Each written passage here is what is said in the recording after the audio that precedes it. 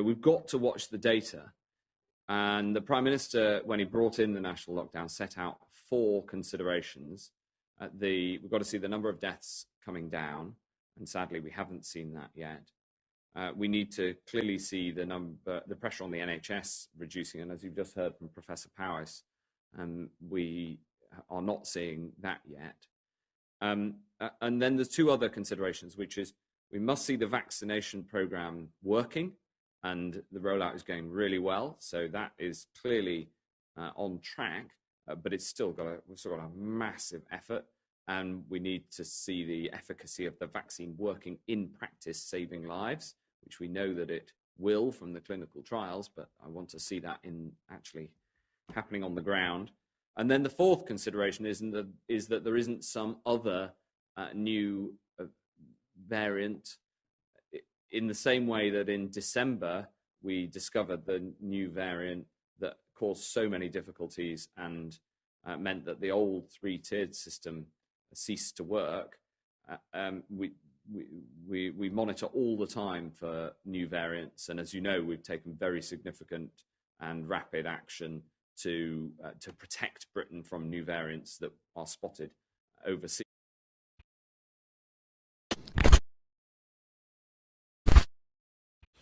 Yes, people. So I thought we'd start there with a little clip of Matt Hancock, the Health Secretary, laying out some stipulations, 4 conditions on which our freedoms and the restrictions on those freedoms rely upon.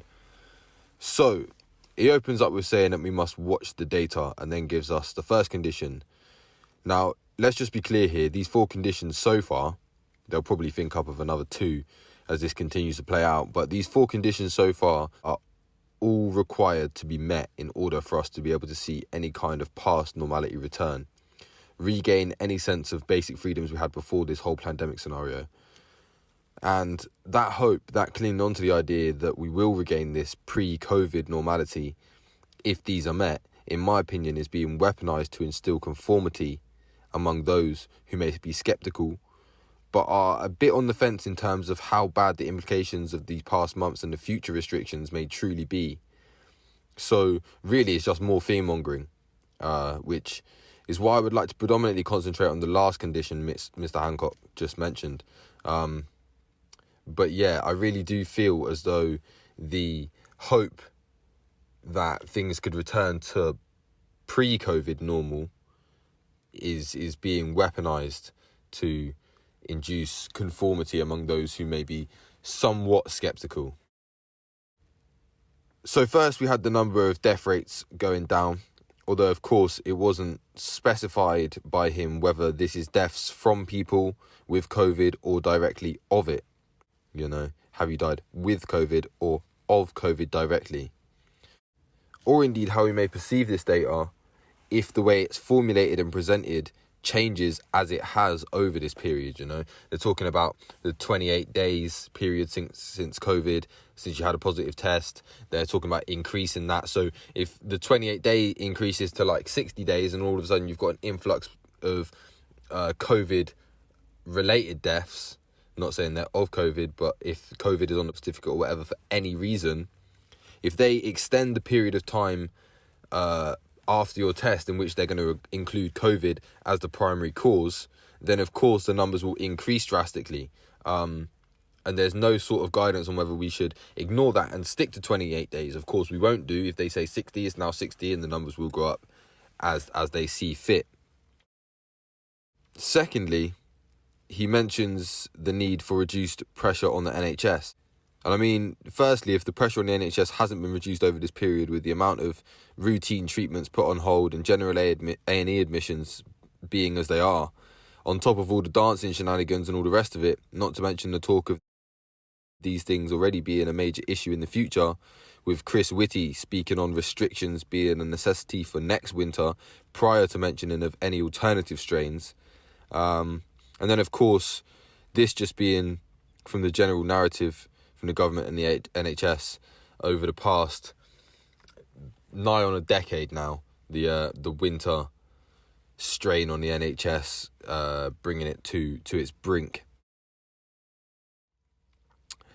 And thirdly, the vaccination program working. I'll do another video addressing this, but already we've seen reports of scores of care home workers refusing the jab. We've seen a mass propaganda campaign, including many high-profile public figures and the like. And yeah, I think we all know where we stand in terms of vaccination.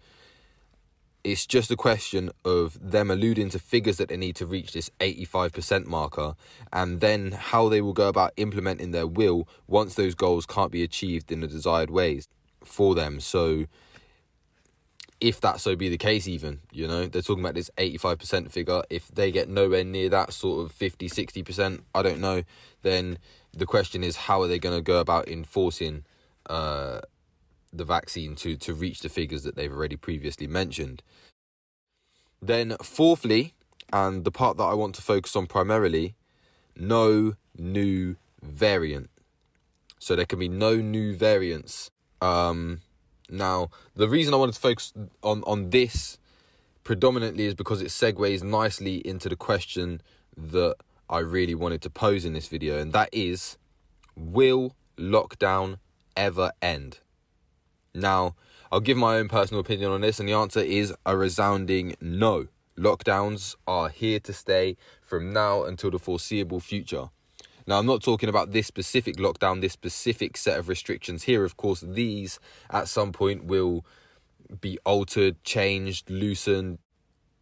Yeah, I'm not specifically talking about this particular third national lockdown. But will the use of lockdowns, either regionally or nationally, be imposed to restrict freedoms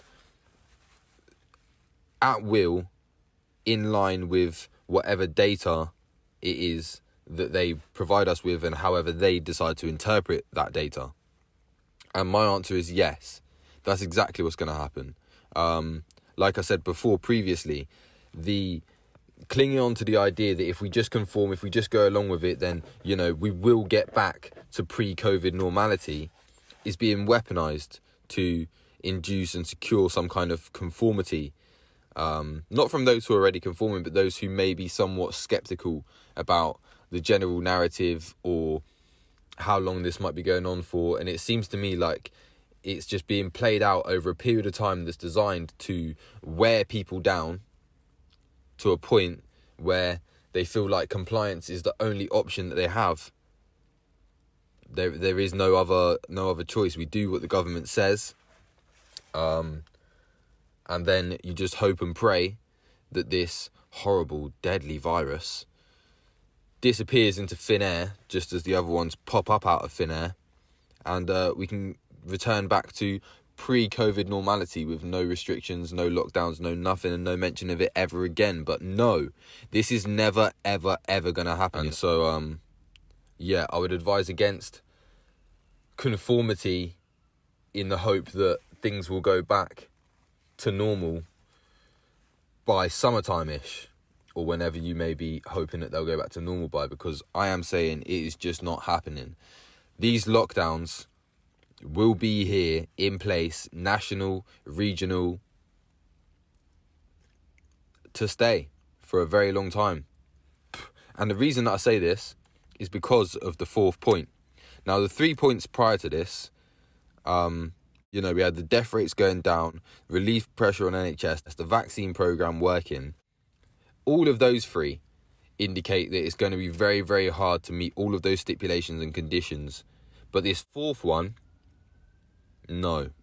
This fourth one takes us down a new path where they are just pulling these new variants out of thin air, out of nowhere. You know, we've been dealing with this now on a worldwide scale for around about a year. You know, the first cases popping up in China and whatnot in late December, January 2019, 2020, and it being January 2021 now. And there has been, I don't know how many new strains or new variants of the virus come about. Somewhere that I was reading recently said that there's been a handful. So that's, you know, between 5 and 10, depending on how many viruses you can fit in your hand. I don't know. But it's not a small amount. And so with this stipulation of no new variants popping up, I am now convinced that this is something that will be ongoing, an ongoing form of control used by the powers that shouldn't be for the foreseeable future. And so now with that being said, I'm sure many of you last week and the end of the week before saw lots of headlines like this from Russia Today, where it says the rise of La Resistenza to COVID lockdowns. Defiant Italian bar and restaurant owners choose civil disobedience and reopen. I'll just read shortly some from this. Facing fresh closure decrees lasting into March, Italian hostelry owners flout the rules just to avoid bankruptcy, whilst their diners prefer freedom rather than fear and shout at interfering police, "Get out, you work for us." The lockdown resistance is rising. Nearly a year after the Italian government signalled the arrival of killer COVID-19 on European shores by suspending flights from China and declaring a national emergency when 2 cases of the virus were confirmed in Rome, the nation's bars, cafes and restaurants are uniting with one voice to roar, "Basta." And if the number of 50,000 establishments currently on board is to be believed, it's a movement growing by the day. So that is some of the active resistance happening in Italy that I'm sure many of you were aware of a week ago, approximately. But it would now appear that something similar is being planned to take place in the UK. There is this hashtag, not trending, but gaining quite a lot of traction on Twitter and other social media platforms, hashtag the Great Reopening. And it would appear that, the same kind of thing that we're seeing in Italy with the resistance from the restaurant and bar owners and such is about to take place here in the UK, starting on the 30th of January, Saturday the 30th of January. And we just look at the flyer here, it says, "It's time for Britain to reopen. We can no longer allow government to further destroy businesses and livelihood. We must all come together peacefully in an act of mass civil disobedience, as the futures of our families and country are at stake. Say no to CBDC, Build Back Better, the Great Reset." So as a general sentiment at this particular point in time, my own personal opinions on it are that this is a very positive move. It's the first real concise effort I've seen to resist the restrictions and the infringements on our freedoms. Of course, data and the figures, as we spoke about earlier, can be manipulated in such a way that it can almost seem as though anything could cause an influx if they so wish. But on the surface at this particular moment in time, I think the 30th of January 2021 is looking like a positive day. So I'd very much like to know if you guys have any small businesses that you're planning on reopening, what your general opinions on this are, whether you think this is a positive move or whether it's a little bit too quick, or people should be moving a lot more cautiously in regards to opposing these sorts of things, or what. But I will be outside, venturing about, seeing if there's any businesses about, showing my support as and where I can. I'd love to know if you guys know of any other businesses that aren't your own that are reopening in your local areas. If there is a vast proportion of people doing it in your local area, I haven't really heard too much from my own. But I'd love to know what your guys' thoughts and opinions are on this. Just to read a few little tweets here from the latest tab on Twitter, from Emma O'Connell here. She says, "I love this so much. The Blitz spirit seems to have died in the UK. I hope I'm proven wrong by Saturday's great reopening, because right now the nation is full fear thanks to relentless propaganda." And I couldn't agree more. "All these scumbags who keep attacking Boris for not locking down enough because of fake COVID death stats are evil. They will make sure this nightmare goes on for months and months just to prove they are anti-Tory credentials. Boris is also part of the problem." Great reopening. There we go. David Curtin supports the great reopening.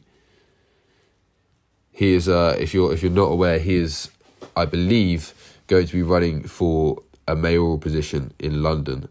And for a man in his position, I agree. To see this from him is a big thing. So here is a claim It says, in Italy, 500,000 restaurants decided to open at the exact same time. No masks, no bullshit. The government has given up within 24 hours and officially removed all restrictions. The Italians are proving what you should already know. This bullshit only ends when the people stop tolerating it. The government is destroying your life and saying it's to keep you safe. Safe from what? Income, family, joy? Wake up. Now, I'm on Twitter in a minute doing this, obviously making this video. So if any of you could confirm this, whether indeed restrictions in Italy have been rescinded, I would very much like to know. But that's a big claim there, and a big move if that is true.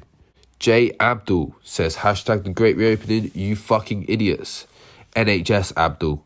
So he's not too much of a fan. Business owners, sick of the evil government paying your staff and giving you free money to stop you going under? Why not screw it all up instead by taking part in the great reopening? This Saturday, let everyone know you're a filthy rat-licking COVID denier, just like the hashtag, I don't know who KBF is, but gah. Mass non-compliance. It's just a numbers game. A numbers game. It is indeed Planet of the Crossings. The next step is for hundreds of businesses to band together and open up on Saturday. Manchester, Cheshire-based business. If you're taking part in the great reopening, DM me if you are not actively publicising it. Myself and some others will come and spend some money with you on Saturday. Likewise, you know, anyone in and around the southwest area that's partaking, please feel free to let me know that you're doing so, and I will try and come along and show some support. So here's another one. British pubs, bars and restaurants. Yes, we're opening on the 30th of the 1st, 2021. Join the revolution. I gather the great reopening is gathering momentum as I'm seeing many more updates and support. Whether or not the MSM reports on it after is another matter. The great reopening. Open up your businesses. No more fear, no more bankruptcy, no more suicides.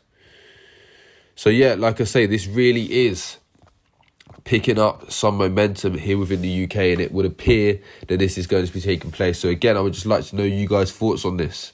Like I say, this is one of the first concise acts of providing a solution to the restrictions and infringements that we're facing. And so I, for one, support it and can't really see too many downsides to it at this particular moment. Again, other than the numbers game. But yeah, a great thing, I think. The great reopening happening this Saturday, the 30th of January. So yeah, once again, let me know your thoughts. I'll be very intrigued to know what your opinions are on this. Thank you very much for joining me. Remember to hit the subscribe button if you haven't done already. Like, comment, share, all that good stuff. It's been Justice. Thank you very much for joining me. I'll be back next time. Peace.